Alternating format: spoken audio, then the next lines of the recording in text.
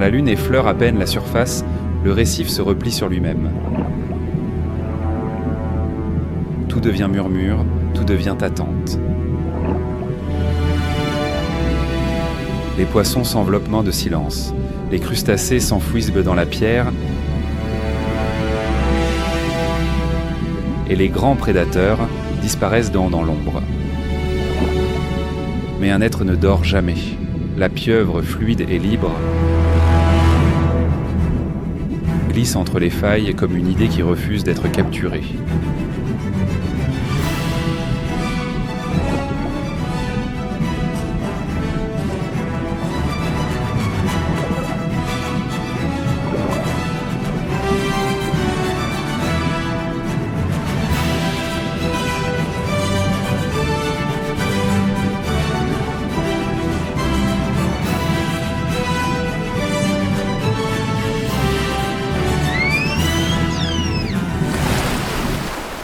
Bienvenue dans les mystères de l'océan, les animaux marins fascinants et les secrets des abysses. Avant de commencer, n'oubliez pas de vous abonner à la chaîne, d'activer la cloche des notifications, et je parie que vous n'osez pas laisser un seul emoji qui reflète votre humeur du moment. Allez, c'est parti!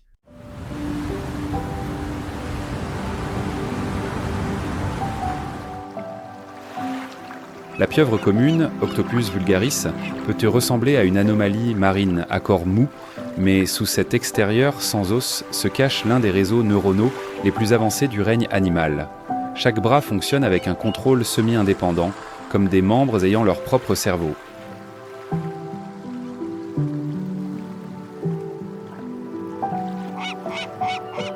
Capable d'atteindre, de toucher, de sentir, de goûter et même de prendre des décisions sans consulter le cerveau central. Ce cerveau, pendant ce temps, est occupé à résoudre des problèmes complexes, à ouvrir des bocaux scellés, à mémoriser des labyrinthes complexes, à suivre le temps, à observer, toujours à observer.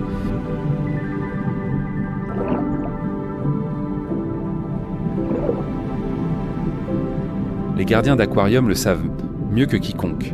Des séquences de certains de surveillance ont enregistré des pieuvres glissant hors de leurs aquariums, traversant silencieusement la pièce sous le couvert de la nuit, pillant d'autres enclos pour des poissons ou des crabes, puis revenant discrètement avant les rondes du matin.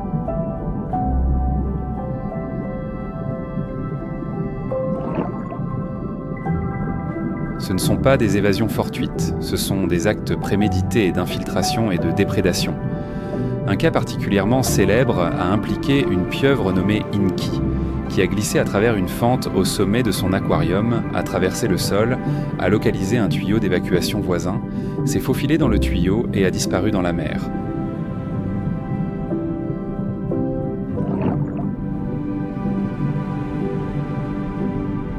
Le tuyau mesurait 50 mètres de long. Il n'y avait pas de lumière. Inky ne l'avait jamais vu auparavant. Et pourtant, il a disparu sans hésitation. Pas un fugitif ordinaire, un professionnel de l'évasion.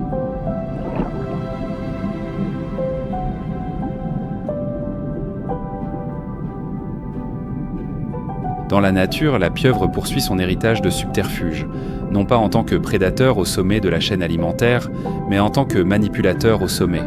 Le camouflage est son don le plus célébré.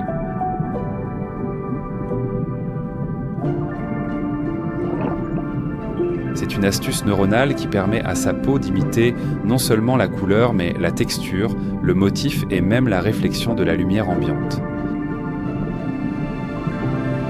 Chromatophores, iridophores et papilles travaillent de concert comme une palette de peintre fusionnée avec une imprimante 3D vivante.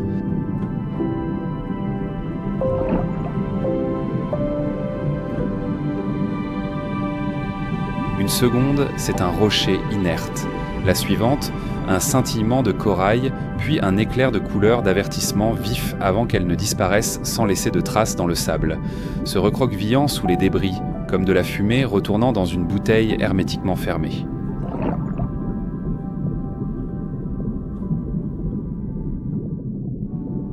Pourtant, le camouflage n'est que le leurre initial. La véritable supercherie réside dans la manière dont les pieuvres exploitent les environnements.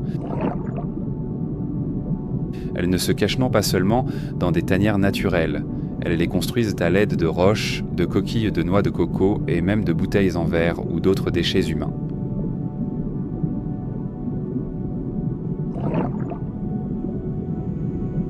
Elles construisent dans des barrières sophistiquées, de fausses sorties, des chambres d'embuscade stratégiquement placées. Elles ont été filmées bouchant leur tanière avec des coquilles après y être entrées, puis enterrant soigneusement l'entrée pour masquer leur présence.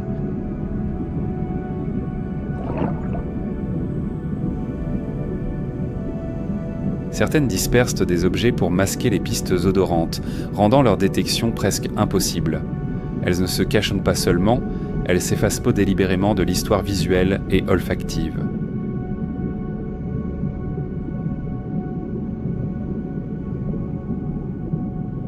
Leur mobilité ajoute une autre couche à leur génie.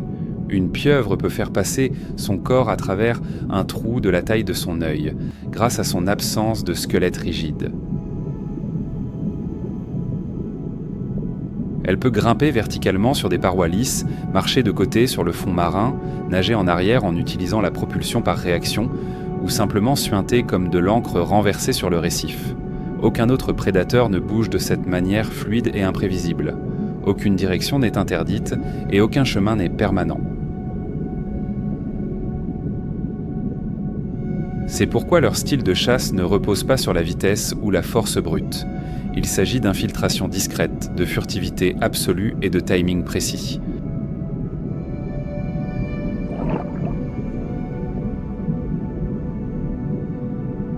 Leurs cibles varient considérablement. Les crabes sont des favoris. La pieuvre tend un bras sur le bord d'un rocher et tâtonne aveuglément pour détecter un mouvement. Un autre bras encercle l'autre côté.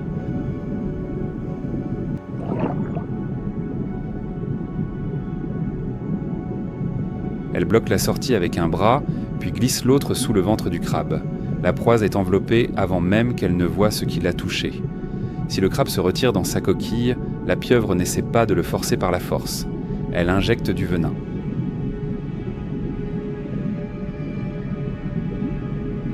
Le venin contient à la fois des agents paralysants et des enzymes qui dissolvent les connexions musculaires, relâchant l'emprise du crabe de l'intérieur. Ce qui émerge de cette coquille n'est plus une lutte, c'est un prix facile à consommer.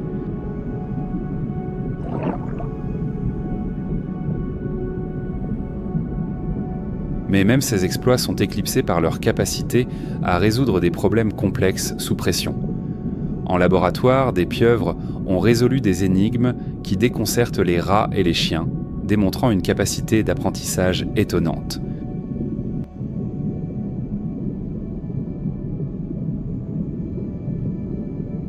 Certaines apprennent à reconnaître les visages humains. D'autres réorganisent leurs aquariums selon des motifs symétriques et complexes. Beaucoup inventent même leurs propres jeux et divertissements.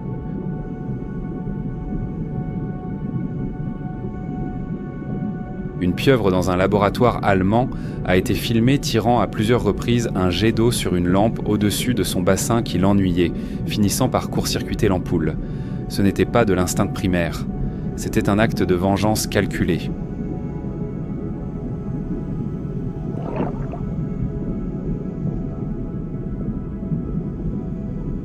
L'art de l'évasion n'est pas seulement une métaphore, c'est une stratégie de survie profondément ancrée. Les pieuvres vivent vite et meurent jeunes, avec une espérance de vie moyenne d'1 à 2 ans.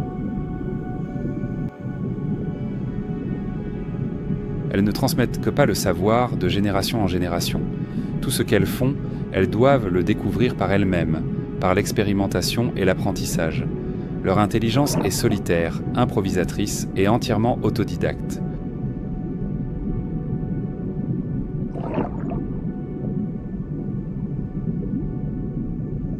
Lorsqu'un prédateur attaque, que ce soit un requin menaçant, une murène insidieuse ou un mérou agile, la pieuvre ne se contente pas de fuir de manière désordonnée. Elle calcule ses mouvements.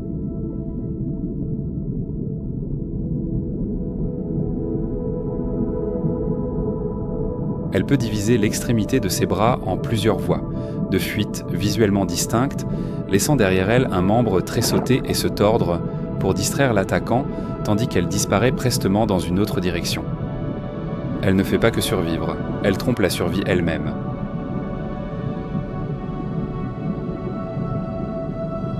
Et puis il y a l'encre.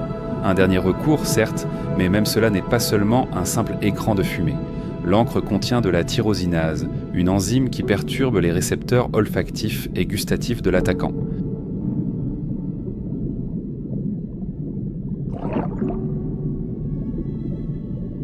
C'est un véritable sabotage chimique. Elle ne fait pas que masquer sa fuite, elle désoriente et confuse l'ennemi. Et pendant que le prédateur est laissé étourdi dans un nuage de statique sensorielle, la pieuvre est déjà à mi-chemin d'une crevasse qu'elle a cartographiée et mémorisée des heures plus tôt, ses bras se refermant derrière elle comme une écoutille perfectly ajustée.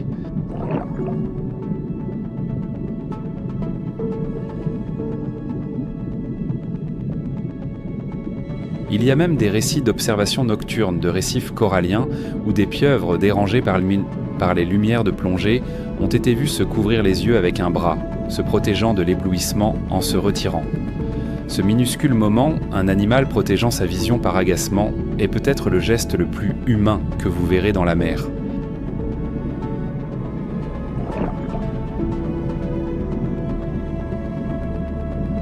Mais ce n'est pas du mimétisme simple. C'est un aperçu d'un esprit qui fait ce que nous faisons, évaluer les situations, s'adapter aux circonstances, réagir de manière réfléchie.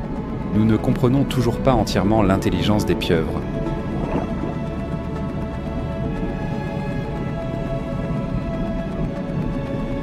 Elle n'est pas centralisée comme la nôtre, les 2/3 de ses neurones se trouvent dans ses bras, permettant une prise de décision décentralisée. Sa mémoire semble épisodique, vive et détaillée.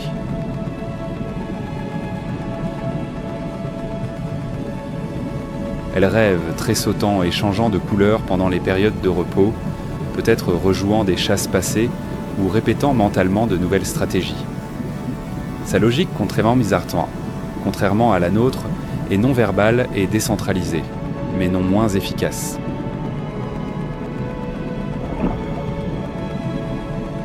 Elle est étrange non pas tant par son apparence que par sa cognition. Et pourtant, lorsque le récif s'assombrit et que la mer se calme, vous pourriez voir la faible ondulation des membres glissant dans l'ombre, les ventouses d'Octane testant la texture d'un rocher et 2 pupilles horizontales se rétrécissant alors qu'elle vous étudie.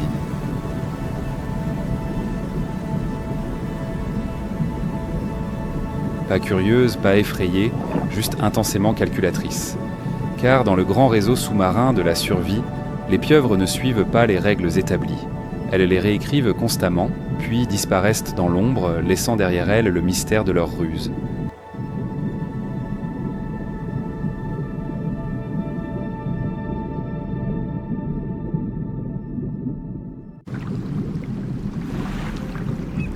Sous l'éclat d'une surface océanique calme, où l'eau scintille comme du verre poli et où tout en dessous semble couler en parfaite harmonie, une histoire différente se déroule.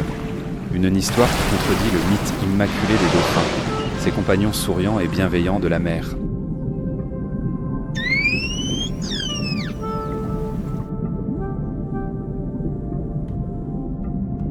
Plongez plus profondément dans le royaume des dauphins à gros nez, et vous ne trouverez pas l'innocence que l'on imagine. Vous y découvrirez de la hiérarchie sociale, du contrôle, de la stratégie et même des actes de cruauté.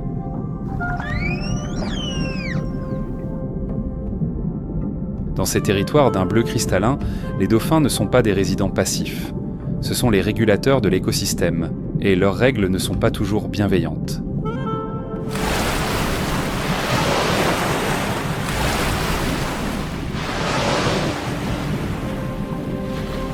Un groupe se déplace dans les hauts-de-fonds avec une précision synchronisée, traçant des arcs autour d'un banc de mulets. À première vue, cela ressemble à un balai marin. Des éclairs de poissons argentés se détachent sur une peau grise polie.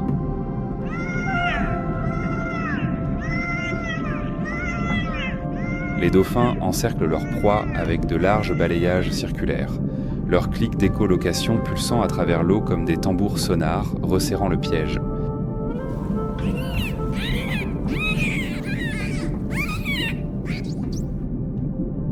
Mais alors la performance change radicalement.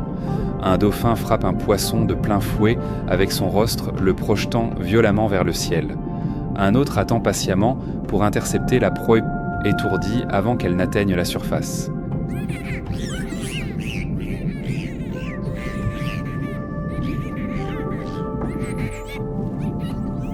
Ce n'est pas seulement de la nourriture obtenue par hasard, c'est coordonné, minuté et répété avec une efficacité redoutable.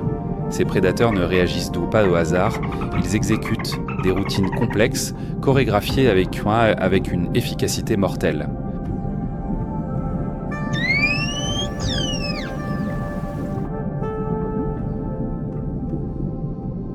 Mais la véritable complexité du comportement des dauphins commence lorsque la chasse se termine. Les dauphins vivent dans des sociétés de fission-fusion très unies où les alliances sont donc forgées, rompues et reformées en fonction des priorités changeantes du groupe.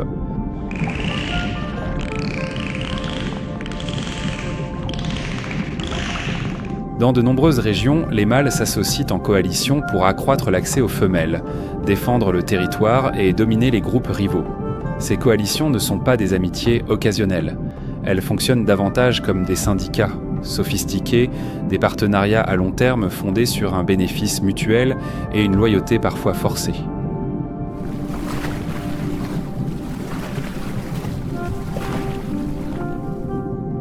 Dans Shark Bay, en Australie occidentale, des mâles ont été documentés kidnappant des femelles d'autres groupes, les retenant en otage pendant des semaines, les encerclant constamment, les éloignant de toute évasion et utilisant des tactiques coordonnées pour empêcher d'autres mâles d'interférer.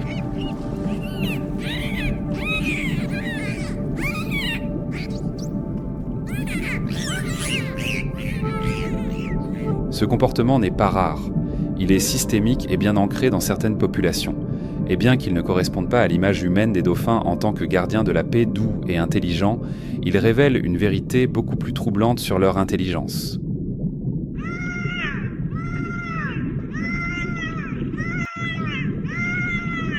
Leur intelligence sert autant à la manipulation sociale et à l'affirmation du pouvoir qu'à la simple survie. Le côté sombre de la société des dauphins n'est pas un dysfonctionnement occasionnel. Cela fait partie d'un système d'exploitation bien établi.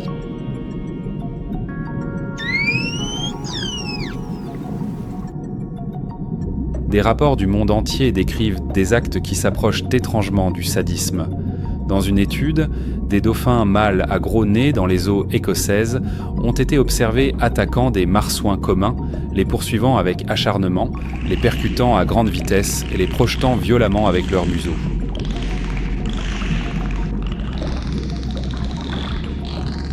Les marsouins n'ont pas été mangés. Il n'y avait aucune preuve de conflit interspécifique pour la nourriture. Les attaques semblaient non provoquées et gratuites.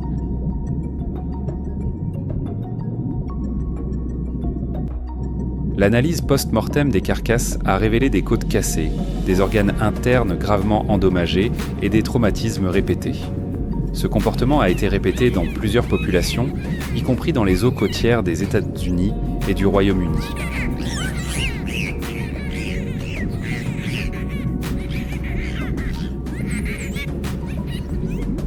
Les motifs restent flous, mais les hypothèses incluent la pratique agressive de la chasse, la création de liens sociaux par la violence et l'intimidation, ou peut-être un dysfonctionnement du comportement infanticide observé chez les dauphins envers leurs propres petits.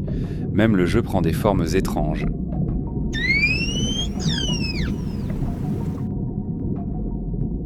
Dans de nombreux cas, des dauphins ont été observés se passant des poissons-globes gonflés, les mordillant doucement, non pas pour tuer, mais pour stimuler la libération de tétrodotoxines à petite dose non contrôlée. Cette neurotoxine, en grande quantité, est mortelle. À microdose, elle peut créer un effet narcotique euphorique.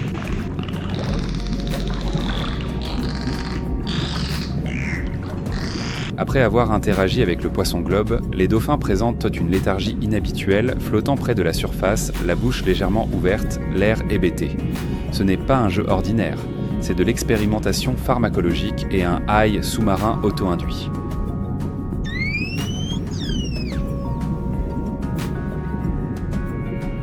Leur intelligence permet également un contrôle social finement réglé. Au sein des groupes, les hiérarchies de dominance sont subtiles mais rigides. Les dauphins utilisent un large répertoire de vocalisation, de postures tant corporelles et de comportements pour affirmer leur autorité, exprimer leur irritation ou signaler la cohésion du groupe.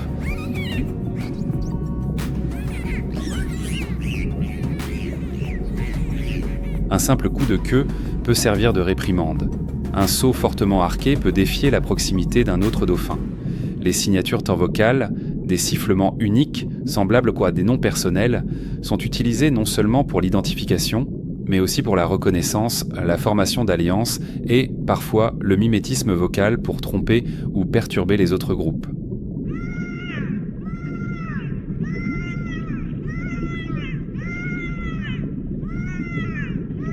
Ce qui est frappant, c'est à quel point une grande partie de ce comportement se déroule sous la surface, à la fois littéralement et comportementalement. Les humains observant depuis des bateaux manquent souvent les courants sous-jacents, les dynamiques cachées de la société des dauphins.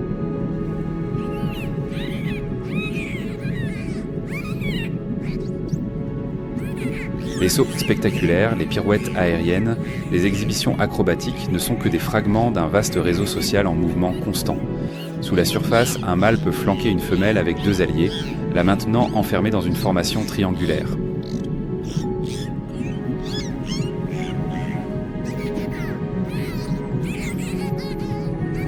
Un autre groupe peut encercler des rivaux, émettant des clics ultrasoniques pour affirmer sa présence et intimider. Un jeune dauphin peut être harcelé par des mâles plus âgés pour s'être aventuré trop près d'un groupe rival.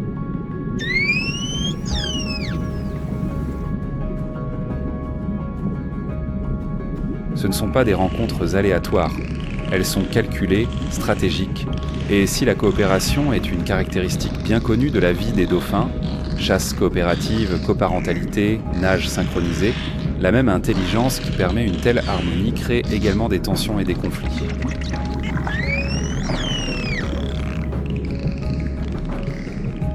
La compétition est élevée, les jeunes mâles peuvent donc former des gangs, chassant et mordant les autres, testant les limites, établissant leur rang et leur statut. La dominance est souvent imposée par contact physique, coups en dedans, morsures superficielles, coups de corps. Les cicatrices laissées derrière forment de pâles rayures sur une peau autrement lisse, des hiéroglyphes gravés d'un programme social brutal.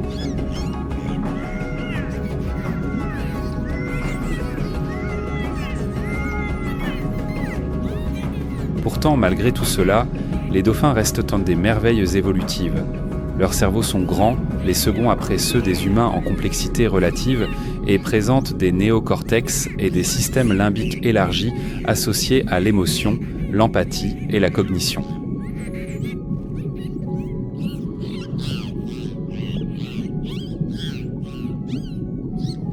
Ils se reconnaissent dans les miroirs, répondent à des symboles abstraits, comprennent la syntaxe dans des langages artificiels et transmettent le savoir de génération en génération. Mais cette même intelligence est amorale.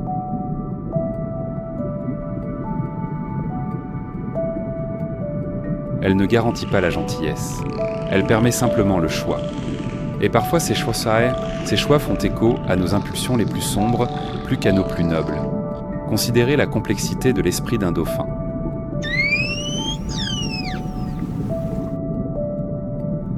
Il peut calculer la pression de l'eau pour diriger les clics sonars vers des proies enfouies sous le sable. Il peut apprendre des dresseurs humains à effectuer des séquences de comportements après avoir entendu un seul symbole. Il peut même saisir le concept de créer quelque chose de nouveau et réagir par un comportement improvisé jamais vu auparavant.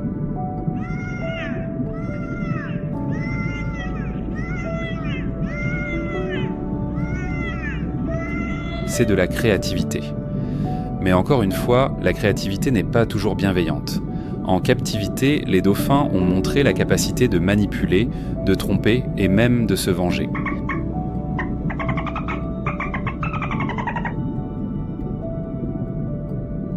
Certains ont appris à retenir des comportements pour négocier de meilleurs transferts-récompenses.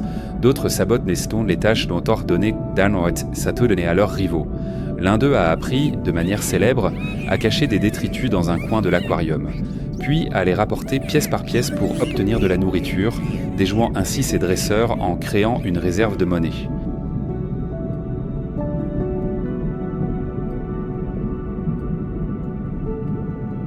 Alors quand vous voyez un dauphin sauter à travers une vague ou surfer sur le sillage d'un bateau, il est facile de romancer le moment. Mais derrière ces sourires se cache une histoire évolutive, bien plus étrange et sombre que la plupart ne l'imaginent.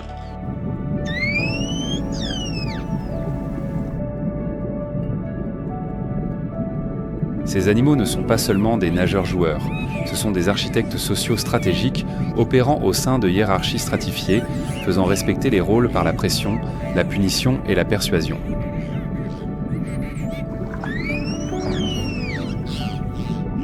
Dans le monde complexe des interactions marines, les dauphins ne sont pas les victimes. Ce sont les opérateurs, les régulateurs, les architectes du contrôle. Et dans certains coins du récif, ce sont ceux que l'on ne traverse pas.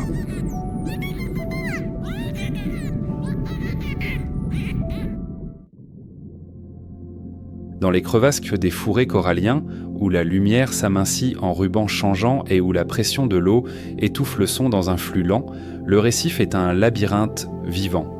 Pour le nageur occasionnel, il semble tranquille, une explosion de couleurs et de calme tissée dans l'architecture corallienne.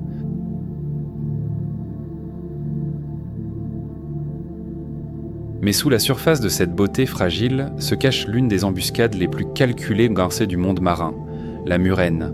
Elle ne patrouille pas en pleine mer comme un requin, ni ne poursuit comme un thon.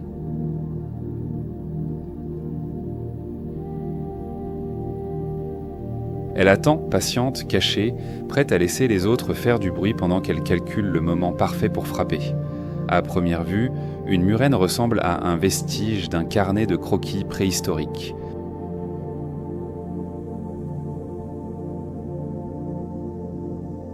Son corps allongé et serpentin peut atteindre plus d'1 mètre de long, glissant à travers des tunnels étroits avec une fluidité déconcertante. La tête est grande, les mâchoires se fléchissant, visiblement even au repos, non pas par agressivité, mais pour pomper l'eau à travers les branchies.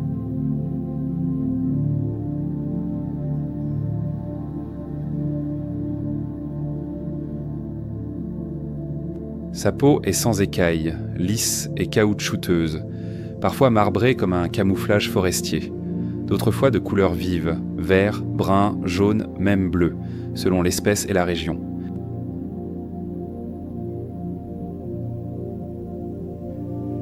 Les yeux sont petits mais alertes, les narines s'agitent à la recherche d'odeurs, mais le plus troublant chez une murène n'est pas son apparence, c'est son comportement. Contrairement à la plupart des prédateurs de récifs, les murènes ne poursuivent pas, elles construisent des scénarios de chasse.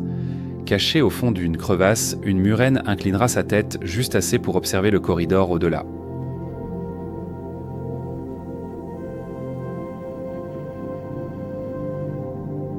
Elle peut passer des heures immobiles, laissant l'océan défiler comme des scènes à travers un judas. Parfois, elle fera glisser sa tête partiellement, laissant le courant diffuser des odeurs de poisson et d'invertébrés dans sa cavité nasale. Mais elle ne bouge pas avant que l'environnement ne joue la bonne carte.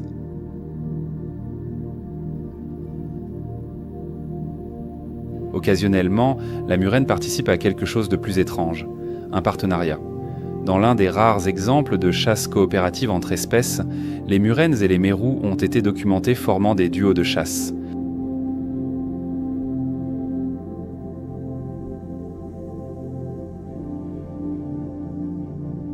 Le mérou, un prédateur robuste et rapide du récif ouvert, nagera jusqu'à la tanière d'une murène et effectuera une série de secousses rapides de la tête et d'inclinaisons du corps, un signal. Si la murène est intéressée, elle suit.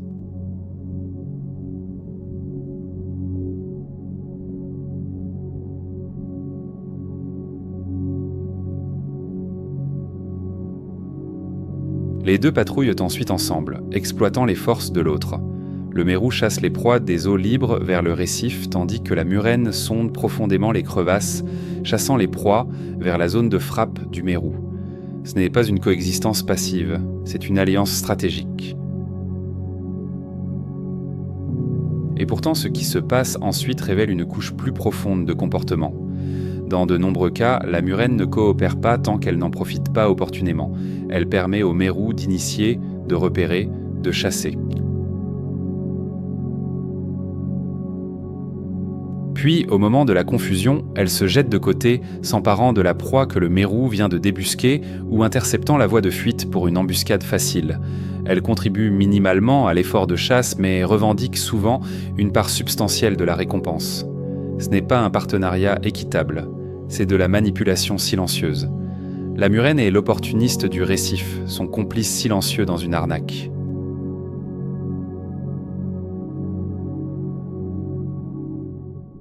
Son style de chasse le renforce. Les murènes ne sont pas des chasseurs de puissance brute, ce sont des tueuses de précision.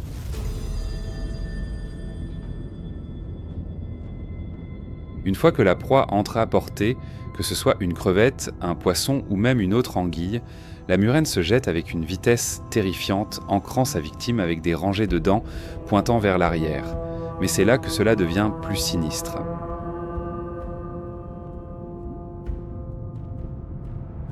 Les murènes ont une seconde mâchoire, un ensemble de mâchoires pharyngiennes cachées à l'intérieur de leur gorge, qui se projettent vers l'avant comme un bras mécanique pour saisir et tirer la proie vers l'œsophage. Ce système de mâchoires est unique parmi les poissons osseux et fonctionne comme un grappin biologique.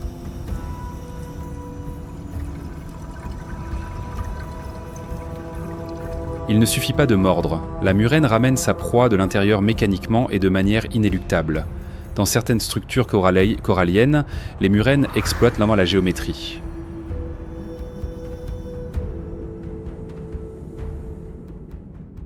Elles se coincent dans les points d'étranglement, des espaces étroits où les poissons en fuite ne peuvent pas pivoter ou tourner rapidement. Ces zones de mise à mort architecturale sont choisies, pas trouvées, par hasard.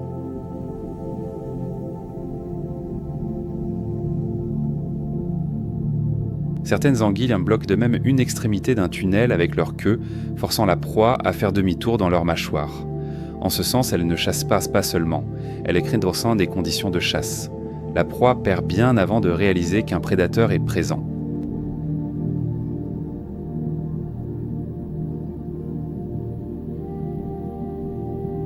Contrairement aux prédateurs à l'affût qui comptent uniquement sur le camouflage, les murènes utilisent la mémoire spatiale.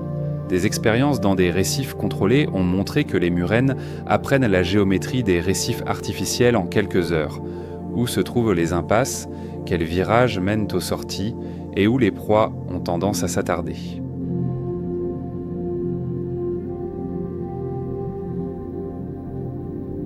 Elles changeront même de lieu d'embuscade si un précédent s'avère improductif.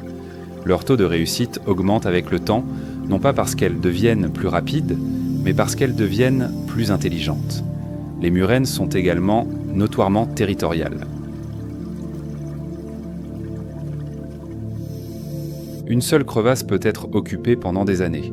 Elles défendront leur tanière contre d'autres anguilles et tenteront même d'exclure les plongeurs si elles se sentent envahies.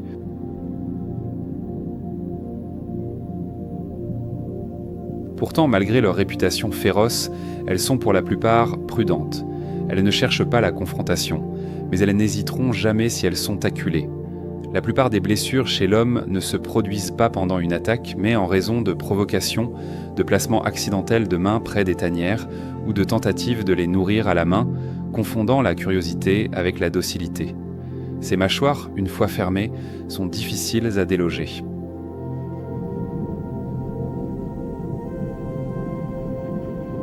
Fait intéressant, les murènes manquent de vision forte, leur vue est limitée, surtout dans l'eau trouble.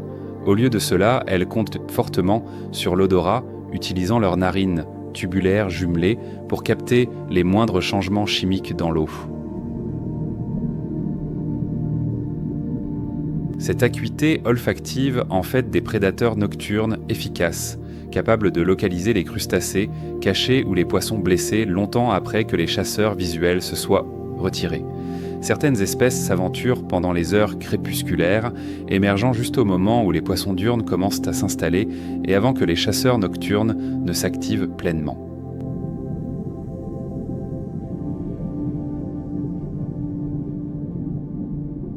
Ce timing crépusculaire leur donne accès à des proies prises entre deux périodes d'activité. Pourtant, pour toutes leurs ruses, les murènes restent largement sous-estimées. Leur comportement calme, leurs habitats cachés et leurs apparitions peu fréquentes en pleine mer font qu'elles sont souvent négligées dans la hiérarchie des dangers du récif.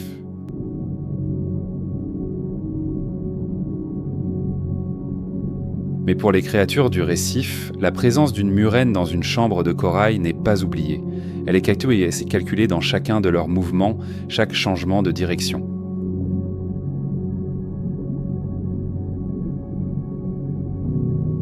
Un récif avec une murène est un récif avec un piège, parce que la murène ne règne pas par l'agression ou la domination. Elle règne par le silence. Elle observe pendant que les autres agissent. Elle attend pendant que les autres chassent. Et quand le moment est venu, quand la proie est un coin trop profond, ou le partenaire une seconde trop lent, elle frappe non pas comme le prédateur que vous voyez venir, mais comme celui que vous avez oublié qu'il était même là.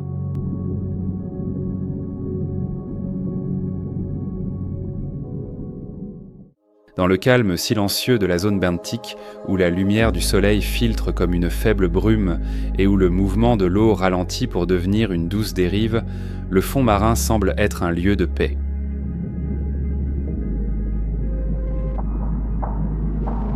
Ici se trouve le concombre de mer, un animal si discret qu'il semble plus végétal que vertébré.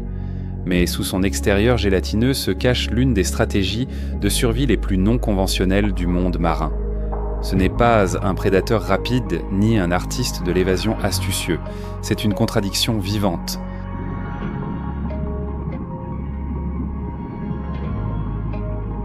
À corps mou se déplaçant lentement, mais équipé d'un système de défense chimique si extrême qu'il confine à la guerre biologique. Le concombre de mer appartient à la classe des holothuroïdes, des parents éloignés des étoiles de mer et des oursins. Leurs corps sont allongés et coriaces, ressemblant souvent à des cornichons gonflés ou à des chenilles surdimensionnées étirées le long du fond marin dans des teintes douces. Ils se déplacent lentement, avançant petit à petit à l'aide de rangées de petits pieds tubulaires ou en fléchissant tout leur corps pour se mouvoir sur le terrain. La plupart des espèces passent leur temps à filtrer les détritus, à digérer les particules organiques dans le sable et à excréter des sédiments propres, un rôle vital dans le maintien de la santé du fond marin. Dans des écosystèmes comme les récifs coralliens et les herbiers panmarins, leur pâturage aide à recycler les nutriments et à oxygéner le substrat.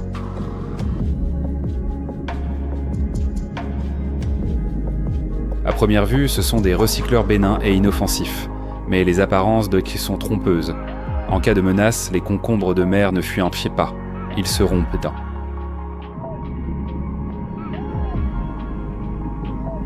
Au premier signe de perturbation grave, certaines espèces de concombres de mer contractent la paroi de leur corps et éjectent avec force une partie de leurs organes internes par l'anus. Ce ne sont pas de simples morceaux de tissu aléatoires. Ce sont des brins collants et toxiques de la paroi intestinale connus sous le nom de tubules de Cuvier. L'éjection est soudaine, puissante et visiblement choquante. Dans un nuage de mucus et d'enchevêtrement intestinal, un prédateur comme un crabe ou un poisson se retrouve piégé, luttant contre des filaments adhésifs imprégnés de toxines qui peuvent paralyser ou irriter gravement les branchies et la peau.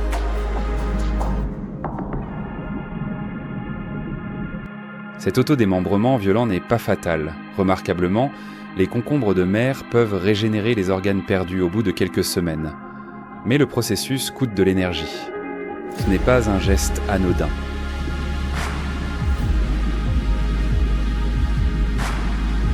Pourtant, dans certaines régions, notamment les aires marines protégées, où la pression de prédation est plus faible, les chercheurs ont observé des concombres de mer déployant cette tactique non seulement de manière défensive, mais agressive.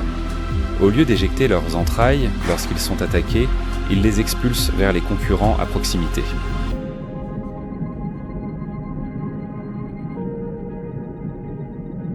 En substance, il s'agit d'une attaque préventive, d'un avis d'expulsion chimique, non pas d'autodéfense, mais de domination spatiale. Les implications de cela sont étonnantes. Cela suggère un degré d'évaluation environnementale et de comportement conditionnel, autrefois jugé peu probable pour un animal aussi primitif.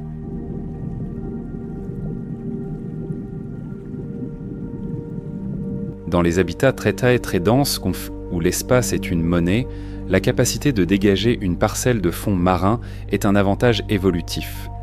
Les toxines de ces tubules sont puissantes. Beaucoup contiennent de l'holothurine, un composé saponine connu pour perturber les membranes cellulaires. Pourtant, les concombres de mer ne comptent pas uniquement sur cette stratégie. Certaines espèces déploient un type de défense différent, l'éviscération. Dans les cas extrêmes, ils expulsent non seulement des tubules, mais des boucles entières du tube digestif, jetant essentiellement leurs propres entrailles dans la colonne d'eau pour confondre et repousser les attaquants. Les intestins continuent de bouger après l'éjection, ondulant dans le courant et ressemblant à un organisme qui se débat. Pendant que le prédateur examine la masse très sautante, le concombre se contracte, durcit légèrement et se retire lentement sous le sable ou dans les crevasses.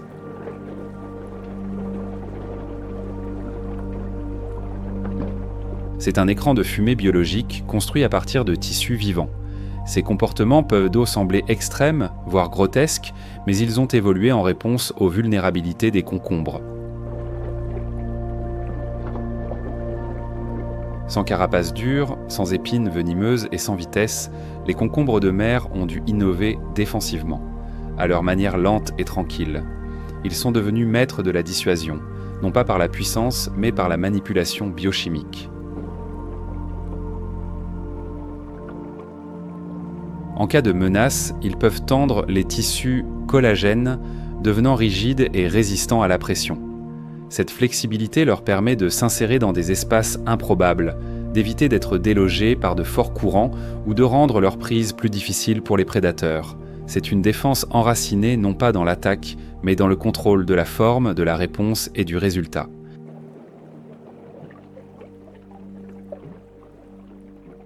Même leur reproduction a des connotations territoriales.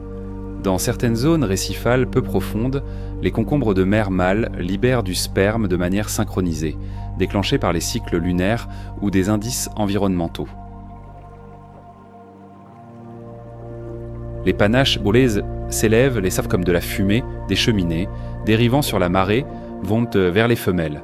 Mais lorsque la densité est élevée, la concurrence peut entraîner un frai prématuré, les individus libérant leurs gamètes tôt pour inonder le champ, réduisant ainsi les chances que les gamètes des rivaux fertilisent les omes et les œufs disponibles.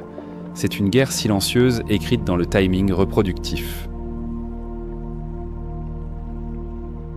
Et puis il y a leur rôle dans l'écosystème. Les concombres de mer, malgré leur stratégie de défense brutale, sont des ingénieurs fondamentaux. En digérant les détritus et en les excrétant sous forme de sable plus propre, ils contribuent à la structure sédimentaire du fond marin.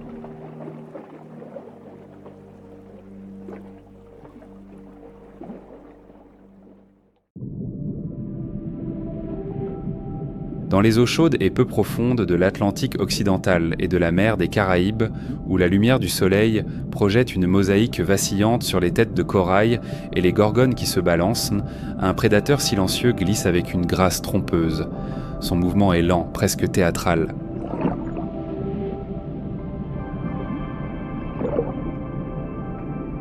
Ses nageoires pectorales en forme d'éventail s'évasent comme une parade de plumes, traînant derrière un corps vêtu d'une armure rayée de rouge, de blanc et de chocolat.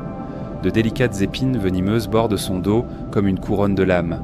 Il est magnifique, il est mortel et il n'a pas sa place ici.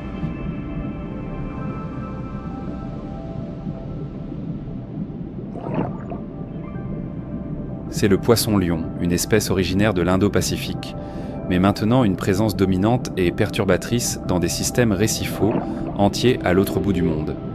Contrairement à d'autres envahisseurs qui s'introduisent dans Kundovis dans de nouveaux territoires et luttent pour s'adapter, le poisson-lion n'a pas seulement survécu, il a prospéré, il a colonisé.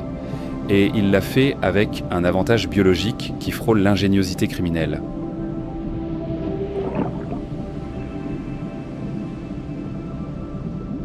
L'histoire du poisson-lion dans l'Atlantique est une étude de cas en subversion écologique, probablement introduite par le commerce des aquariums dans les années 80, soit par les dommages causés par une tempête, soit par un rejet humain.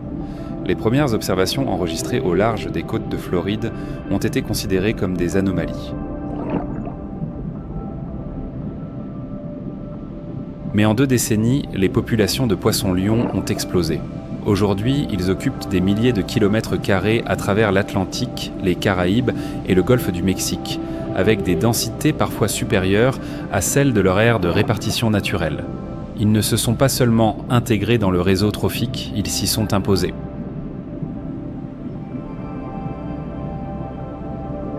Ce qui rend leur invasion si efficace, ce n'est pas l'agressivité ou la vitesse, c'est la furtivité. Les poissons-lions sont dotés d'un avantage évolutif rare, l'invisibilité chimique.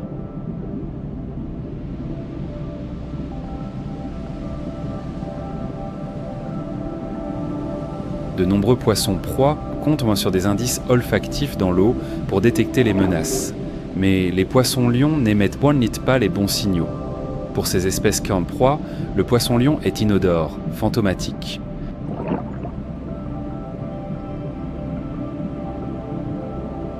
Son style de chasse reflète cette domination silencieuse. Le poisson-lion ne chasse pas. Il accule avec ses grandes nageoires pectorales en éventail. Il regroupe les proies dans des espaces confinés contre le corail, dans des crevasses ou simplement entre ses nageoires.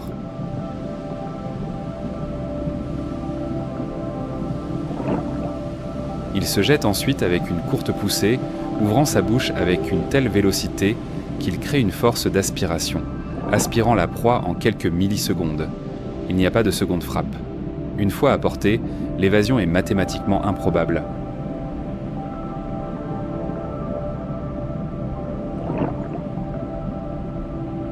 La proie disparaît sans éclaboussure, sans cri, avalée par un prédateur qui n'a jamais donné d'avertissement, et il le fait à plusieurs reprises. Un seul poisson-lion adulte peut consommer plus de 50 petits poissons par jour.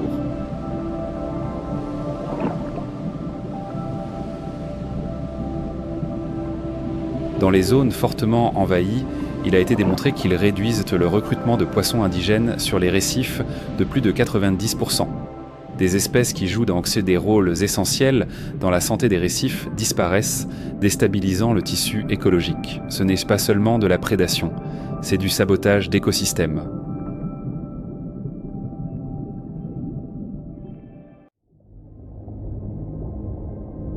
Les poissons-lions ne sont pas invincibles, mais dans l'Atlantique, ils pourraient tout aussi bien l'être.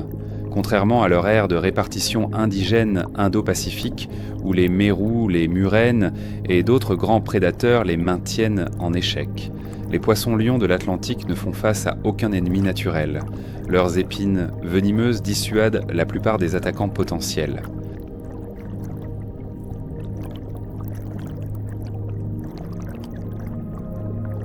Leur comportement est étranger aux chasseurs locaux, et parce qu'ils se reproduisent rapidement, les femelles peuvent libérer jusqu'à 30 000 œufs tous les quelques jours. Leur population peut se reconstituer plus rapidement que les mesures de contrôle ne peuvent y répondre.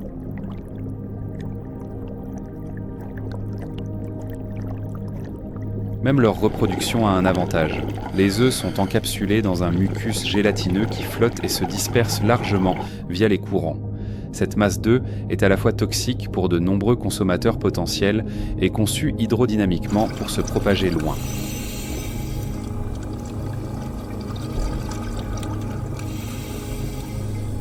Leur structure physique renforce leur domination. Les épines dorsales, pelviennes et anales ne sont pas là que pour le spectacle. Elles sont munies de venins capables de provoquer une douleur atroce, une nécrose tissulaire et, dans de rares cas, un choc systémique chez les grands prédateurs ou les humains.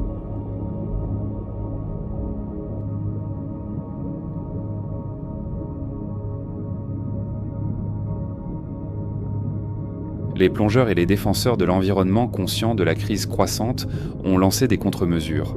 Des abattages organisés de poissons-lions sont courants dans les Caraïbes, où des plongeurs entraînés harponnent et retirent des poissons-lions par centaines.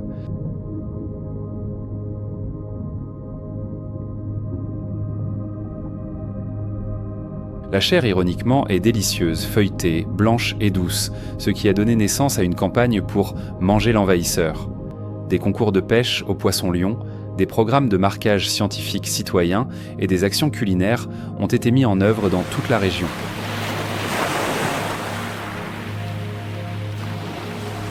Et pourtant, malgré les succès locaux, l'invasion générale se poursuit. Leur propagation n'est pas linéaire, elle est fractale. Chaque récif, chaque corniche, chaque structure submergée devient un avant-poste potentiel.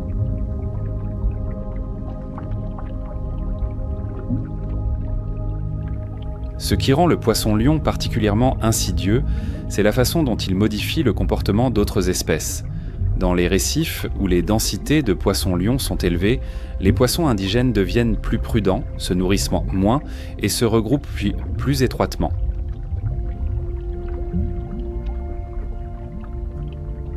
La communauté devient anxieuse, réactive. Certains poissons herbivores abandonnent le broutage en pleine eau, ce qui entraîne une prolifération d'algues, une menace pour la santé des coraux.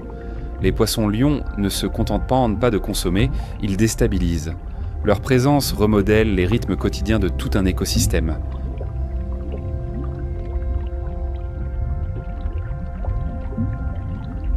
De retour dans l'Indo-Pacifique, les poissons-lions sont respectés, mais non craints. Ils s'intègrent, ils font partie d'un système qui a évolué à leur côté pendant des millénaires. Mais dans l'Atlantique, ils sont étrangers, inégalés et non supervisés.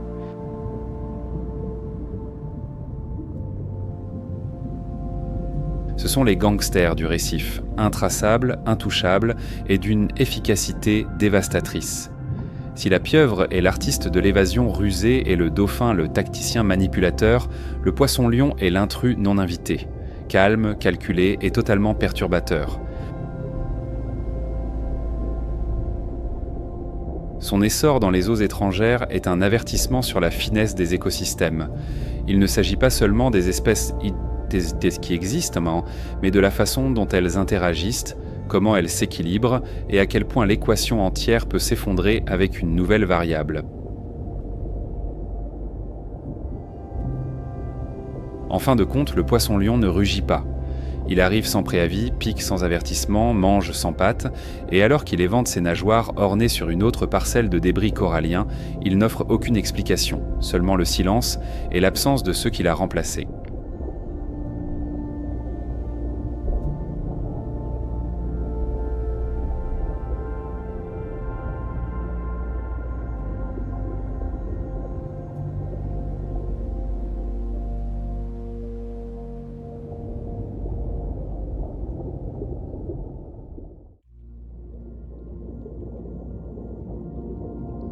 Dans les vasières côtières peu profondes de l'Asie du Sud-Est, où l'eau est teintée de tanins de mangrove et où le fond se déplace comme une courte pointe soyeuse de limon, quelque chose de remarquable glisse sur le fond marin.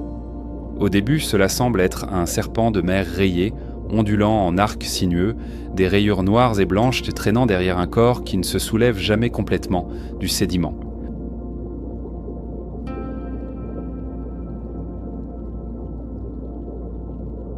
Puis, sans avertissement, le motif s'adoucit, le corps s'aplatit et la créature se métamorphose en une limande. Les deux yeux sont maintenant fixés d'un côté, les nageoires s'étirent largement alors qu'elles dérivent de côté sur le fond.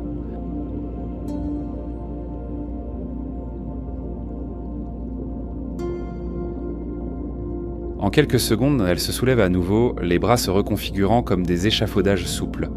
Et maintenant, c'est un poisson-lion. Des appendices en forme d'épines évasées dans un spectacle de beauté venimeuse. Mais ce n'est rien de tout cela.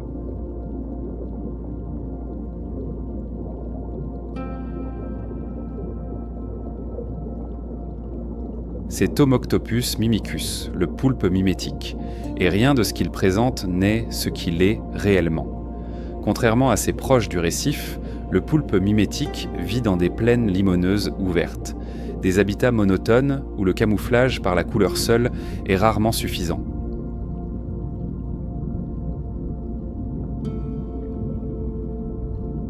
Ces environnements manquent au tronc de l'architecture corallienne très contrastée que d'autres poulpes utilisent pour se cacher. Ici, le terrain est mou, sans relief et exposé. L'évolution en réponse n'a pas doté ce poulpe d'une meilleure vitesse ou d'armes plus puissantes. Elle lui a donné l'imitation.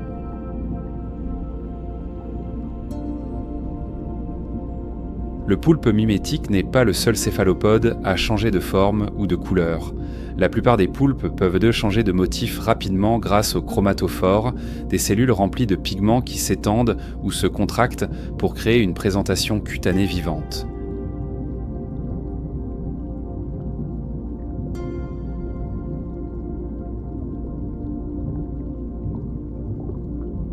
Les iridophores réfléchissent à la lumière, puis ajoutant de l'éclat, tandis que les papilles soulèvent ou lissent la peau pour imiter des textures quand c'est des dents comme le corail ou la roche. Mais le poulpe mimétique y va plus loin. Il ne se contente pas de se fondre, il se produit.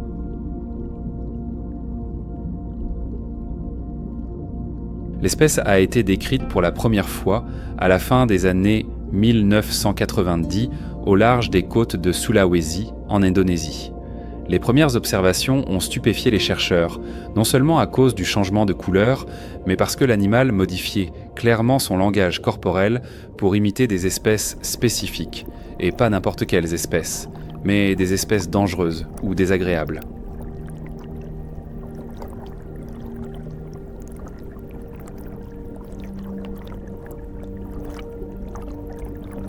Lorsqu'il était menacé par un poisson demoiselle territorial, le poulpe rentrait 6 bras dans son terrier et levait les 2 autres, rigides et rayés, les agitant comme les 2 têtes d'un serpent de mer. Les serpents de mer, en particulier les espèces Laticoda, sont des chasseurs de poissons agressifs. Les poissons demoiselles les fuient.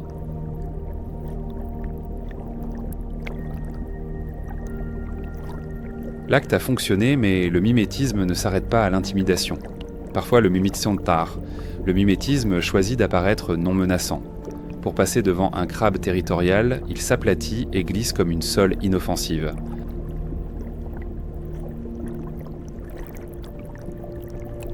Lorsqu'il est entouré de poissons mâchoires territoriaux, il adopte la posture flottante et la couleur d'une méduse à la dérive. Ce n'est pas un seul déguisement, mais une boîte à outils qui s'adapte en fonction du public.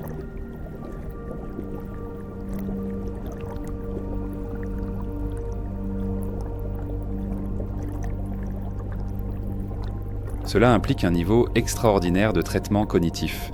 Le poulpe mimétique ne change pas seulement de peau. Il choisit des personnages en fonction du contexte.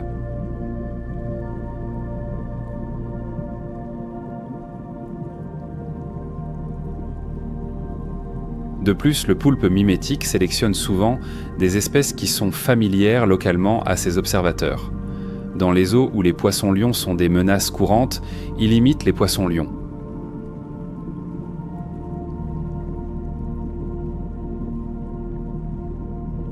Dans les zones à forte densité de serpents, le mimétisme de serpents de mer est plus fréquent. Cette plasticité adaptative, ajustant la performance en fonction de la faune régionale, suggère une conscience de son public qui confine à la tactique. C'est comme si le poulpe lisait l'atmosphère sociale et écologique de son quartier et sélectionnait sa tenue en conséquence.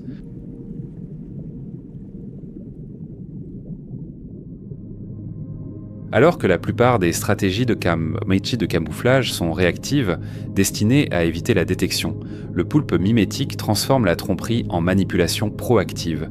Ce n'est pas seulement se cacher, c'est se rebrandir, et c'est efficace.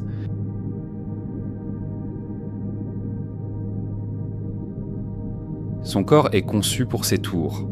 Contrairement au poulpe de récif, le Tomoctopus mimicus a des bras plus longs et plus effilés, chacun capable d'une extension rigide.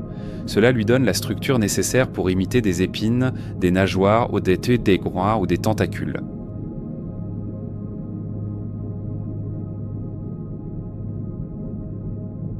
Il se déplace également différemment, de manière plus fluide que ses cousins, avec des mouvements chorégraphiés davantage comme des performances de natation que comme une locomotion rampante. Le corps est pâle avec de fortes marques brunes ou noires, suffisamment neutres pour servir de base à de nombreux déguisements.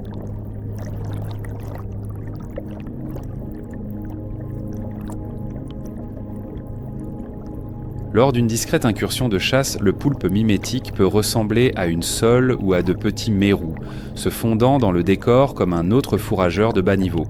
Il évite de déclencher l'alarme chez les proies de proches, attendant le moment parfait pour frapper.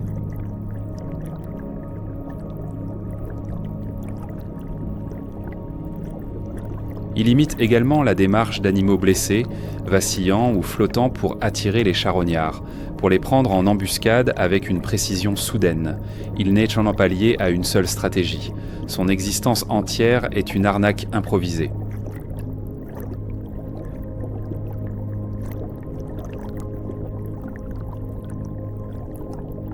Ce qui est encore plus étonnant, c'est l'absence de structure interne.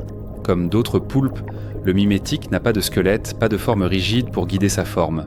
Chaque imitation est une transformation corporelle complète.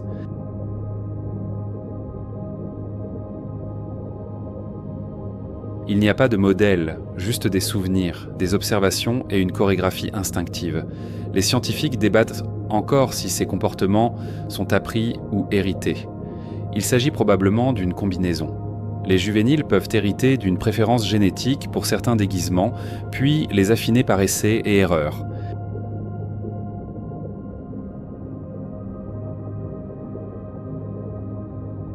Le résultat est une mosaïque comportementale, constamment en adaptation, constamment en apprentissage. Mais la tromperie a ses limites. Le poulpe mimétique est toujours vulnérable. Ses tissus sont mous, sa taille relativement petite.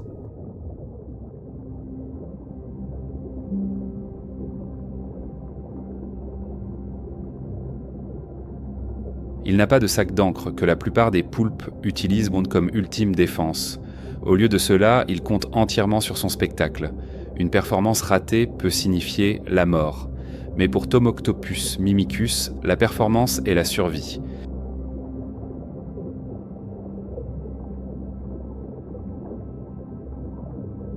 Et quand ça marche, quand ça fait plus que lui sauver la vie.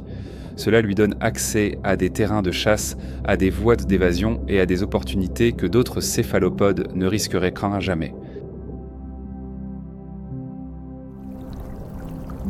Son habitat reflète ce choix stratégique. Les vasières peuvent d'emblée sembler stériles, mais elles sont riches en proies cryptiques, crevettes, gobies, petits crustacés.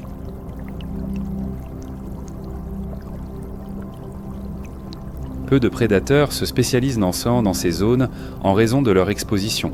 Mais le poulpe mimétique, avec sa panoplie de déguisements, y gagne sa vie en devenant ce que la situation exige. Là où d'autres voient un risque, ils voient une scène.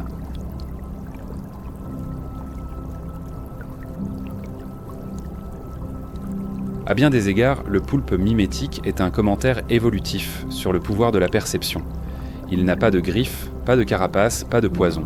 Sa survie est entièrement basée sur la gestion de la façon dont les autres le perçoivent.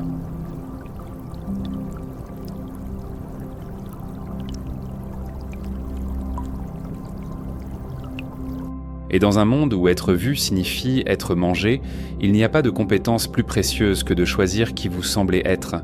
Parmi la cohorte d'assassins, de stratèges et de saboteurs du récif, Tomoctopus mimicus est quelque chose de tout à fait différent.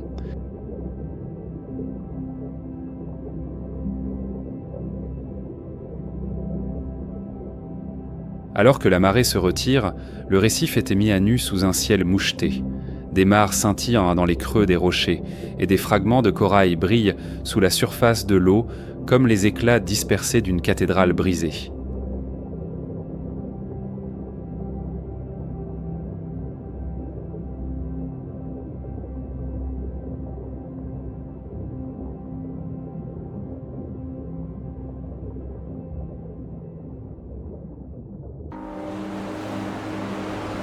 Ce sont des crabes décorateurs dont la survie ne dépend pas de la force, de la vitesse ou du venin, mais du vol, du déguisement et d'une forme particulière de piratage biologique.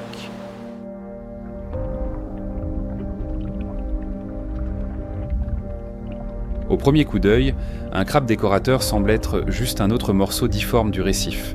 Sa carapace est recouverte d'algues, de fragments de corail, même de morceaux d'éponge ou de coquilles.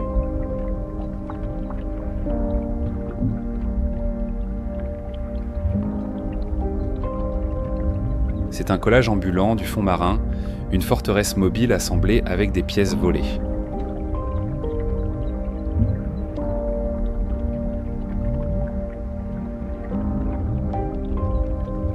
Ces animaux ne décortent pas au hasard, ils sont sélectifs.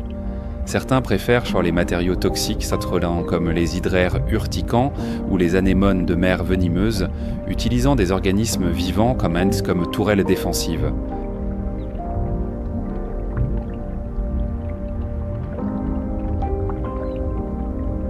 Le processus de modification est méticuleux, avec des soies crochets spécialement adaptés qui agissent comme du velcro. Ces crabes ancrent des morceaux de tissus vivants et de débris sur leurs exosquelettes.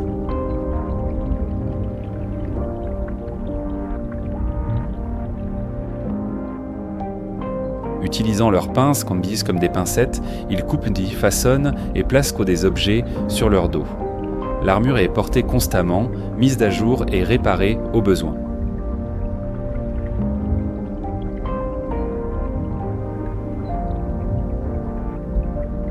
Le plus fascinant n'est pas seulement l'attachement de l'armure, c'est le vol stratégique qui la sous-tend. Les crabes décorateurs empruntent souvent des éléments à des sources vivantes.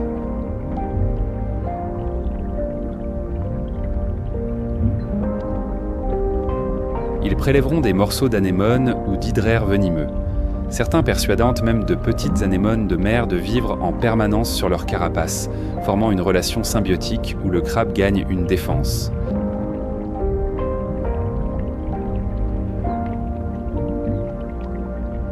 Chez certaines espèces, ils ont été documentés volant des coquilles et des décorations à d'autres crabes, en particulier pendant la mue, lorsque les individus deviennent vulnérables.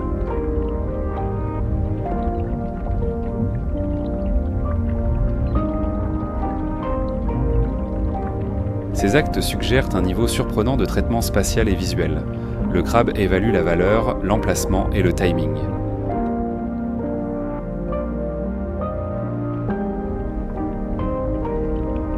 Les crabes décorateurs sont lents, petits et autrement vulnérables. Leur défense est psychologique. Ils misent tout sur le fait de ne ressembler à rien, ou pire, à quelque chose de dangereux.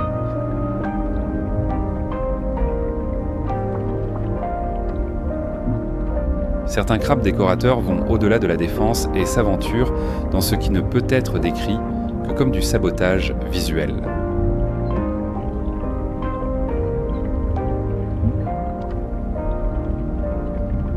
Certains crabes décorateurs vont au-delà de la défense et s'aventurent dans ce qui ne peut être décrit que comme du sabotage visuel.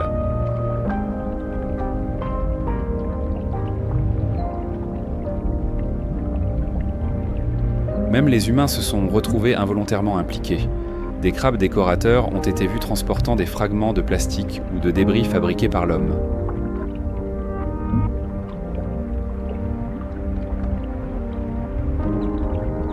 Le crabe ne se soucie pas de savoir si le matériau est naturel.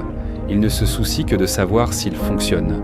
D'une étrange manière, le crabe décorateur est devenu un conservateur de l'erreur humaine.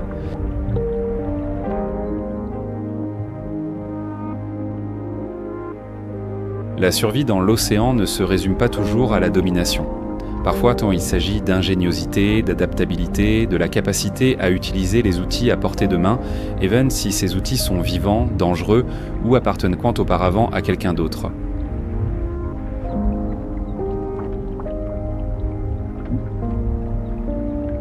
Ce n'est pas un prédateur, ce n'est pas une proie, c'est quelque chose de plus rusé, un collecteur de pouvoir qui ne lui appartient pas. Et il arpente le récif dans une armure empruntée, invisible seulement si vous regardez de trop près.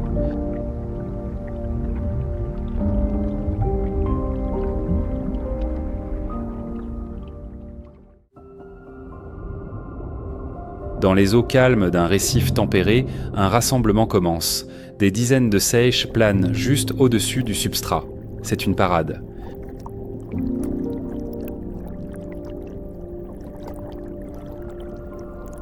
Sous la chorégraphie calme se cache une tempête de tromperie, de stratégie et de guerre reproductive. Dans cette arène, le meilleur menteur gagne.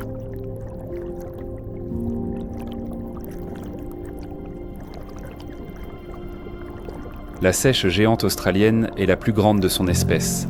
Pendant la saison des amours, ils convergent en grand nombre le long des zones côtières rocheuses.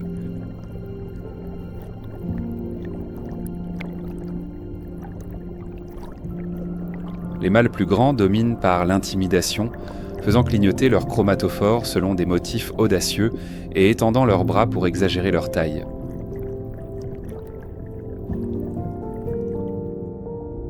Les seiches possèdent l'un des systèmes de camouflage et de signalisation les plus avancés du règne animal.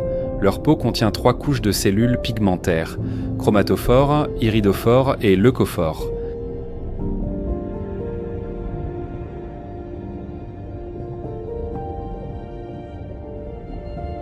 Ces outils offrent communication, diversion et, dans le cas des stratégies de reproduction, manipulation. Tandis que les mâles dominants s'appuient sur la présence brute, les mâles furtifs s'adaptent par la tromperie.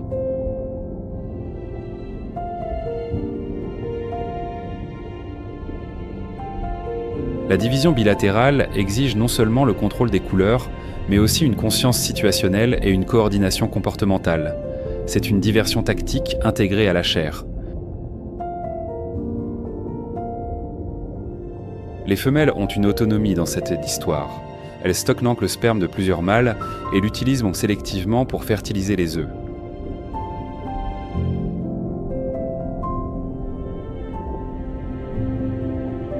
Des études montrent que les femelles favorisent beau souvent le sperme des mâles furtifs, suggérant que l'intelligence peut l'emporter sur la force brute dans le succès reproductif. La tromperie paye.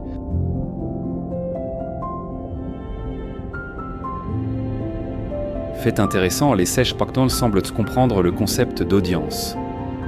Lors d'expériences en laboratoire, les mâles ont modifié leur signalisation en fonction de la possibilité qu'un mâle rival les voie. Cette modulation situationnelle suggère une flexibilité cognitive, une théorie de l'esprit de base.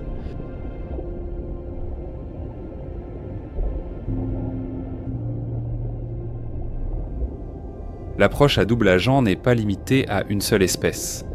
Des variations de ces tactiques apparaissent chez d'autres céphalopodes.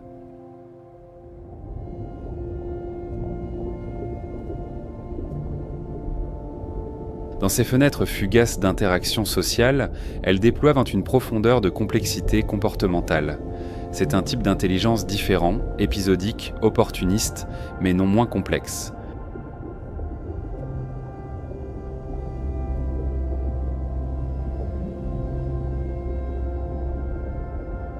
Leur rapport cerveau sur corps est parmi les plus élevés des invertébrés et leur capacité d'apprentissage est formidable.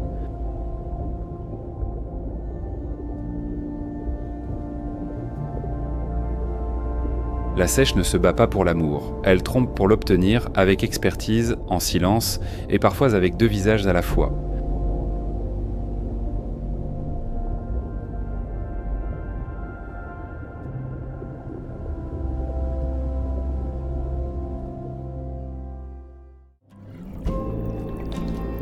En admirant les stratégies de survie ingénieuses de l'océan, une question urgente se pose. Que restera-t-il de cette biodiversité si nos actions transforment la mer en dépotoir ?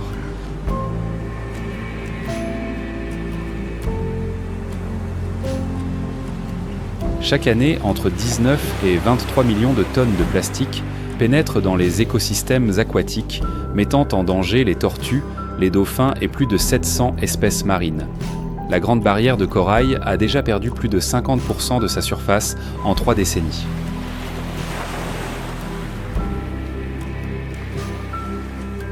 Mais il existe de l'espoir. Des réserves marines, des campagnes contre le plastique et des projets de restauration des récifs montrent que la nature peut guérir si nous lui donnons une chance.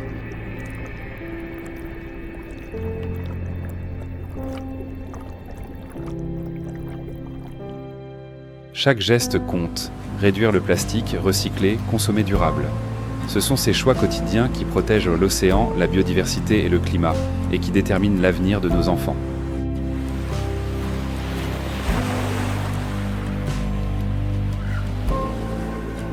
Préserver l'océan, c'est préserver la vie et l'équilibre climatique de notre planète. Alors, soyons les gardiens de ce patrimoine universel, non seulement pour nous, mais pour toutes les générations futures.